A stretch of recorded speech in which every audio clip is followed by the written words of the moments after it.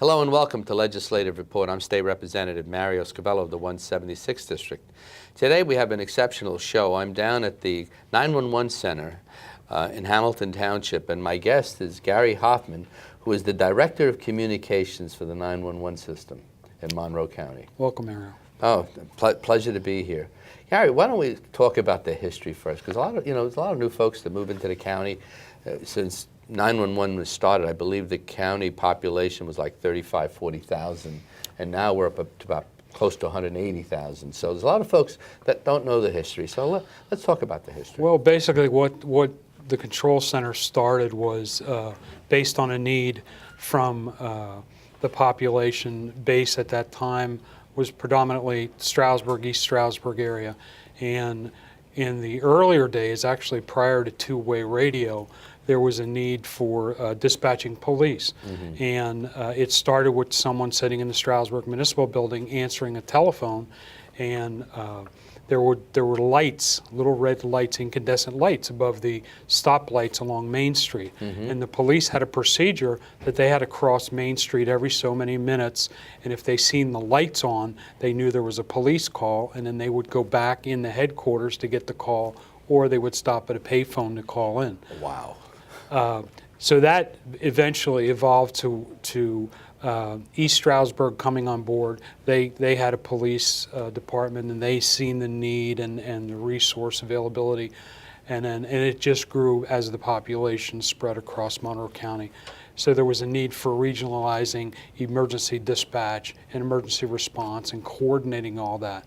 And eventually where we are today are all 21 Monroe County municipalities, as well as Lehman Township and Pike County. So initially, East Stroudsburg was the people that had division, basically. Stroudsburg and East Stroudsburg, right? And then Stroud, I believe, jumped in, and it was Stroud jumped in, and then it just transcended across the. So Pike County, Lehman Township, and Pike is with us as well. Is with us. So it's 21 municipalities altogether. That's interesting. And let's talk about the location. Like, where were you set up first? Well, when I started in actually January 16, 1978, we started in the second floor of the East Stroudsburg Firehouse. And there was one dispatcher on a shift, and when I started, that was the start of two dispatchers on a shift. Wow. We moved from the East Stroudsburg Firehouse to the basement of the Monroe County Courthouse and operated there until 2001, when we eventually moved here to the Public Safety Center. After that was all built in the year 2000. So we moved here approximately 2001, mm-hmm. June 2001. So let's talk about the how we evolved, like from the original system to the if you had a call and it went to a physical address. What did they call that? Well, we started off with just basic 7-digit lines. Mm-hmm. Back then it was 424-2400. Mm-hmm. In the West End, they actually had an enterprise telephone system. It was recent technology then, but it's very archaic now. Yeah. But what happened was we went from 7-digit lines, then we went to, after lobbying the commissioners at the time, and you were one at the time, that we lobbied Bell Telephone to give us remote call forward 911, right, where the public would dial 911 and right, it would just remote call forward out, to where we are today, where we're enhanced 911 and what they classify it as phase 2 wireless for the cellular folks. That gives us the latitude, longitude, and it also plots the location of that telephone on a map for the dispatcher, so they can see within a generic area of where that telephone is actually located. So basically, until a few years ago, if somebody picked up the phone and dialed the phone, and they had a rural address, like an RR number, and then just dropped the phone, thinking that you knew where they were from that phone call, that wasn't necessarily the case, correct? Oh, absolutely not. And we had a lot of references where people would say it by the old Smith Farm or the barn by, Burger Hollow Road, and our folks really had to know that. But there's a lot of times we didn't know that. So where we evolved to today, where an actual map pops up with that actual location. So to get someone to a scene much quicker. Oh, absolutely. I remember some of the old make a right at the green rock. They paint the rock or Oh, make yeah. make a left here, and That's correct. you got duplicate addresses sometimes. Right. Correct? Prior to the readdressing project, which we completed last year, we have duplicate addresses within the same municipality, and that was a very large project that took 5 years to resolve, and it took the cooperation of the public, obviously, and with some some resistance. Not Yeah, bad, but of course. once they understood what it was to reduce the response time of emergency responders, they understood it and adapted. Yeah, public safety is so important. In order to get that fire truck to that fire, or the ambulance to that home, you want to get them there as quick as possible. And today we finally have reached that level with the system that we have. Well, seconds can mean lives. Yeah, exactly. That's what it comes down to. The municipalities then at some point, how does the ownership go now? The governance, Stroudsburg and East Stroudsburg appoint 2 people that makes up the Monroe County Control Center Board of Directors. They govern and have oversight, fiduciary responsibility of the agency. I obviously work for them, I answer to them, and then we have a staff. What we do for the municipalities are charged on a per capita dispatch fee, which is based basically, for the most part, on the level of service they receive. There are some municipalities that don't have their own local police department, but then there are some, as you know, the regional departments and the Barrett Townships and so on and so forth, that do have a local department. They pay a little bit more money per capita for dispatch services. And that doesn't have any bearing on the number of calls or incidents that happen in that municipality. It's a fixed amount for those folks. The state police calls, they come through here and they get trunked to the state police? Right, as long as someone dials 911, and as an example, I live in the West End, we don't have local police, we have state police jurisdiction coverage. And I dial 911 for police, we determine the call, if it's a police call, and then we actually bring in the state police, conference in the state police, barracks, whichever one that is that covers that jurisdiction, and then transfer that call over to the state police. So there's one number to call, basically. And one number, that 911 does it. You know, it's amazing. I walked up here and I look around and I remember seeing a shell here. It was an empty shell. There was nothing here. The rooms weren't up, right? And but you had the vision. I know, I was the chair of the county commissions at the time, and you led the bandwagon, what you needed, and we met regularly, and I think we tried to give you everything you needed. And you did it. Absolutely, and it wasn't just me. It took, our staff was involved, and obviously the cooperation of the commissioners and the emergency service folks. They, they had their input to it. So I think it was a good collaboration, and eventual end product was good. What do you envision here for the future? Well, we're working on a project right now called Next Generation 911. That's going to allow the ability of cellular providers, folks, whatever, to text 911 and send text messages. Then the second part of that is actually they'll be able to send us video stream of incidents or whatever is going on. So we need to upgrade our telephone system and obviously radio consoles to accommodate that. So in the old days, I think you said off camera earlier that a system 15 years you're okay, a desk and everything, and now it's half that time. Yeah, it's 5-6 years. It's obsolete, the technology. As I said, you get a letter from the manufacturer. As of this date, we no longer support that product, which is very difficult from a budgeting standpoint, and trying to find out where we're going to get that money from. Yeah. Well, earlier we again off camera we talked about the cell phones, and I had asked, and it's sort of for the viewers, that when that call is made, do you know where I am? Like, do I have to tell you my physical location? We still ask for their physical location to qualify what information they're giving us compared to our maps. But worst case scenario, we're going on what we see on the map. the address that's on the map. And the addressing project was a big help because we actually can see addresses along road names and so on and so forth. So all in all, it's been somewhat very laborious progress and projects, but it all worked out for the good of the public. Yeah, I just think, many times you hear someone's lost in the woods, and especially in the cold weather, you're out there too long, and the elderly especially. But if they had their cell phone on them. We've actually had several instances up on the mountain where hunters got lost and they were able to call 911, and we could triangulate that, give that to the search and rescue folks. We told them, don't stay on the line, only, just call us every so often. But the biggest thing is don't move. Exactly. Stay. Because if you move, and everything changes. But yeah, we've had several instances of that exact scenario. Amazing. Let's talk about the staff here and how you've grown. How many people total? And well, when I started back in '78, I think we had like 2 on a shift. But I think the total staff was 8 people. We're up to approximately 45 people. Of that, 9 support staff, because there's the behind-the-scenes work to run the operation, all the administrative tasks that need to be addressed and handled. But the balance of that are the dispatchers, and it depends. It depends on weather. It depends. Is it a NASCAR weekend? Sure. Everything is relative in our business. Typically, we'll have 6, 7 people on a shift and a shift supervisor. However, as an example, on September 11th, we had all 17 positions manned, and we were busy. Wow. We were very busy.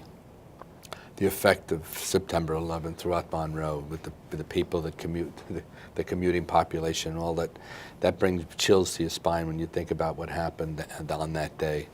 I'll never forget where I was. I was in a hospital, and the nurse runs in and says, a plane hit the Trade Center. So I turns it on, and I think I'm watching a replay, and it was the second tower. And you know what we did here. There were so many people that traveled that worked in that building, and so many stories that you hear. But I could imagine how you got to go into another level, and now, especially now because of the security issues and all that other stuff. And that ramped up our security to lock down the second floor of the building and all that. But it was necessary. It had to happen. Sure. What would you say you talked about that you might need to improve the system even more? What type of dollars are you? Well, right now we have a budgetary proposal to replace the telephone system for the next generation 911 technology and to replace our consoles because, as I said before, software is obsolete. We got the notice from Microsoft, and we have to upgrade all that. And you're looking at about $2.3 million. Now, where we get that money from is we put in an appropriation to PEMA, because of that appropriation process where we have to apply for wireless funds, the dollar in every cell phone, for that initiative. Now, we won't know till the end of May whether we're approved for that or not, but it's a big project. It'll be a very large project, but it's a necessary evil because as of April of this year, all the wireless carriers mandated by the FCC must be able to transmit text messaging to 911. Wow. That's an FCC mandate. They must be ready, and we've been advised that they are going to be ready by April to be able to do that. Now, if you're in a county that the 911 center is not ready for that, you'll get a message back on your phone that says this 911 center is not capable of accepting 911 text messages. So you'll know about it. Yes. So you won't say, well, you sent it out, then you and don't know. Oh my gosh, yeah, you could be out in limbo somewhere. Right. That's a good point. The building itself here, I know we opened in 2001, I believe. 2000, actually. 2000. Emergency management moved first. Right. And they were downstairs first, and then you came up 2001. 2001. But what an exceptional building, because we're going to show video of this as we're talking, but one exceptional building. The fire that comes down here and does their practices and all their drills down here. The EMS, they do their EMT training here. The police do training here. So there's quite a few entities besides local government that uses it for various meetings and so forth. It's well used. Yeah. No, and even you can hold some town meetings down here. You know, it's an exceptional facility, and thank God for Congressman McDade and Janet and the other Jim Cadu, Janet Weidenthal, and Greg Christine had the vision, and then of course, we finished it off the next set of commissioners. But it's something to be proud of, and I hear about it, you know, and I think some of the other counties have followed what we did here. We've had a lot of counties come through here and look at the layout and you know, take some of the ideas utilized here to take them back to apply them. That's the ultimate compliment, you know. Absolutely. And it's to you and to the staff and to the folks downstairs.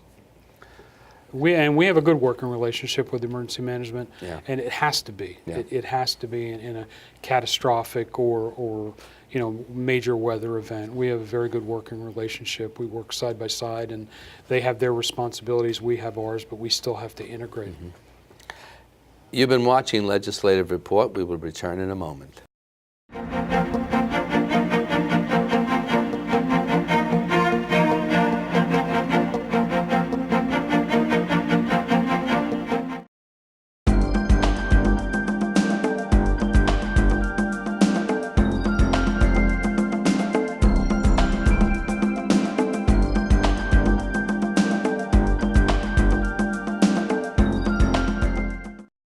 Did you know that the main entrance to the Pennsylvania State Capitol building is home of 2 bronze doors that each weigh over 1 ton?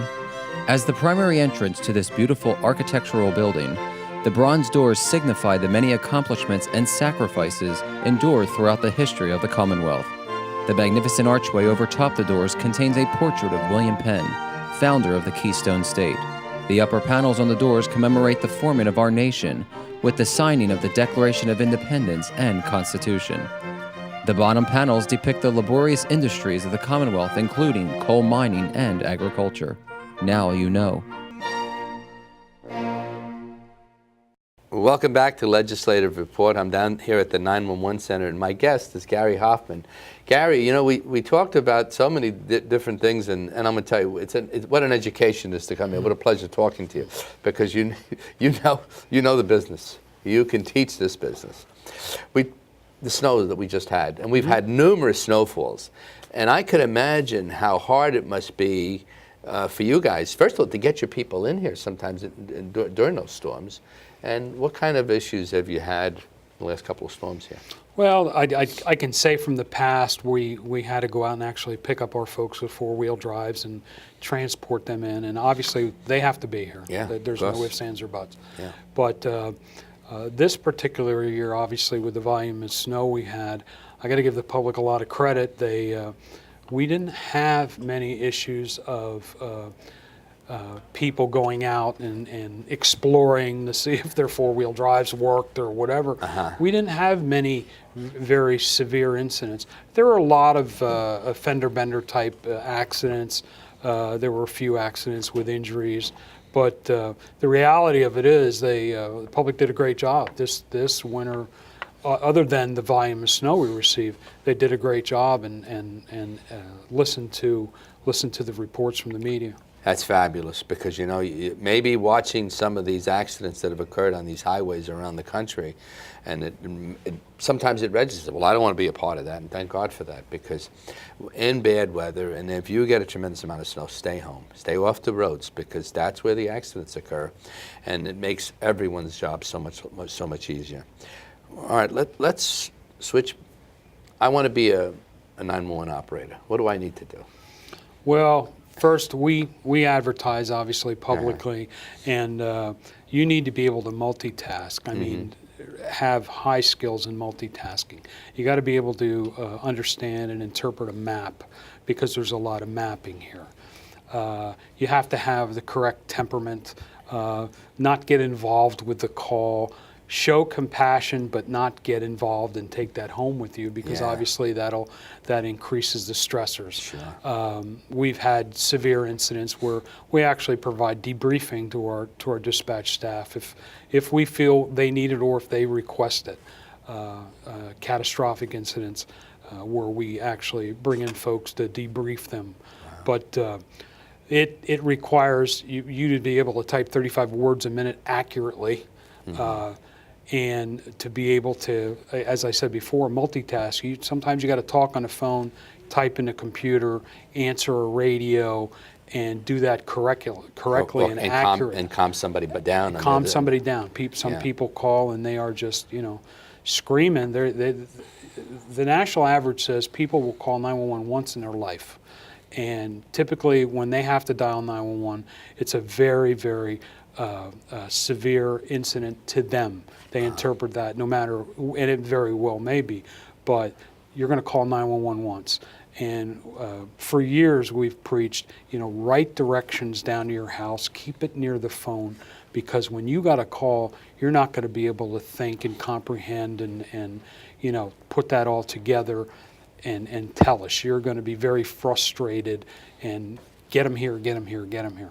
Yeah. We also provide pre-arrival instructions. It's called emergency medical dispatch for EMS calls, for emergency medical service calls, where we actually can give people, give the folks information how to do CPR, how to assist with delivering a baby. We've had several of those cases, and our dispatchers were rewarded for that.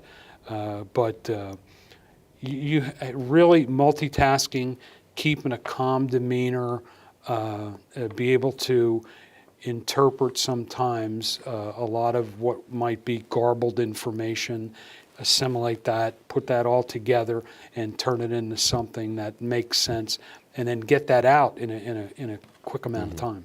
How much training before someone goes online here?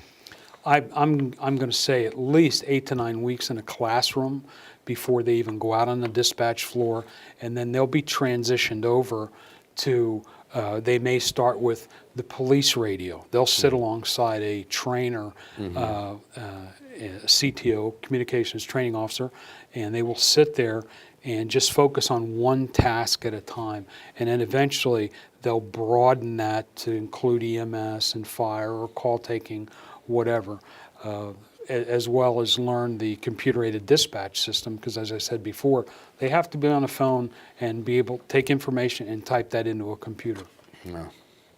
It's quite a process. It's quite a process. And when I started in '78, it was sitting alongside of somebody else, and here's what you do: you push the key, the mic, and talk, and that was the training.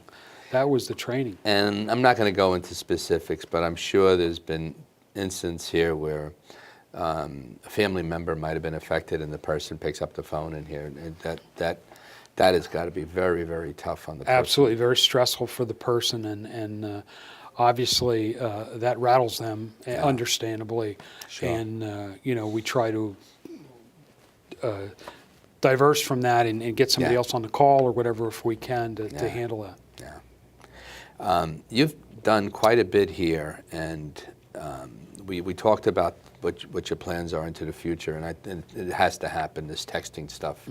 If that's, and you've been the leader on that, I'm sure that's going to continue to occur. What other needs do you think you might have here at the building, as far as, is there enough room here to grow, or?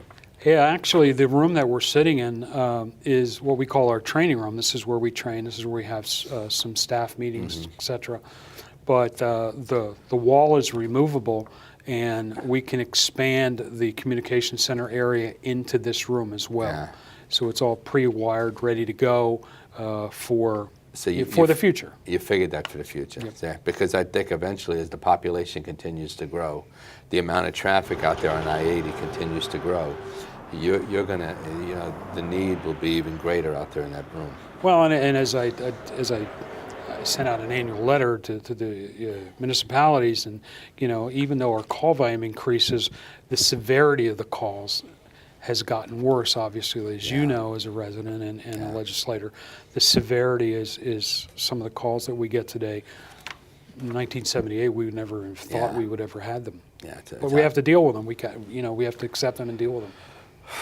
Yeah, you would think that when you're ready, you're prepared for for some of these things, and you say, my gosh, you just can't believe some of these things. The I-80 project, we just recently had some expositions at 6 different possibilities, the future widening of I-80, and it's had mixed reviews. But with all the traffic and the accidents that have occurred in that stretch of roads, what do you think? Do you think it needs to be, or what's your feelings? Well, I think as we spoke prior, the road is probably too small for the flow of the volume of the traffic, and something has to happen. Obviously, the Safe 80 Task Force does a great job and the state police trying to reduce speed on there, but you know as well as I do, you'll do your 50 mile an hour and Somebody will fly right by. Oh, yeah, yeah, absolutely. So I think it is the future. I think something needs to happen. I don't know what the ultimate solution is. Yeah. I'm not a traffic engineer, but obviously something needs to happen. And I think, as we said before, it's going to expand beyond that corridor. It's going to continue. Yeah, they initially had said, Gary, that there'd be about approximately 120,000 vehicles in the next 6 years, a day. Wow. So that's the kind of growth that's anticipated. And through that stretch, the acceleration lanes to get onto the highway, I think it's very difficult. And it's an old highway that was built for like 12,000 vehicles, and that it's almost every day overturn traffic trailer. So I'm happy to see that the feds are going to be putting a tremendous amount of money and investment within Monroe. You drive around the country and drive around the state, you see all these beautiful highways being built and highways, and we're finally going to get something that's a meaningful addition to the county, and my goal is to make sure that very few residents are impacted. Well, and as you know, when something does happen on 80, the residual effect of that in the boroughs and the township is horrendous. Yeah. I mean, it's really, you're dumping all that traffic, that highway traffic downtown, and it's the impact is tremendous. One of the things that I noticed in all the plans, the whole idea is to keep the local traffic off the highway. Because we know how we do it. We get on when exit, get off. Mm-hmm. But the way they have these side roads, they're building some roads to take some of that local traffic. If you're going to the mall, for example, you'll have a road alongside that'll take you there, rather than be on the main line. And hopefully that'll work. And that was one of the reasons I was against tolling I-80. You're going to toll it. The burden, you're going to put it right on 611 and the local roads. So, but I've got my fingers crossed. It's something we're going to watch, and I appreciate at some point when these come out to take a look at them and get us some comments, because we need to look at it from your perspective, because you're the guy that picks up the phones and knows where the problems are going to be. It's been a pleasure meeting with you, an absolute pleasure, and hope to come back someday after they put this investment in. If you have a problem with that grant, you just let me know. We'll make some phone calls for you. Thanks, Mario. Appreciate it. You've been watching Legislative Report. I'm State Representative Mario Scavello. If you have any questions on what you've just seen, please contact my local office, and the information will be on the screen in a moment. Again, thanks for watching, and see you next time on Legislative Report.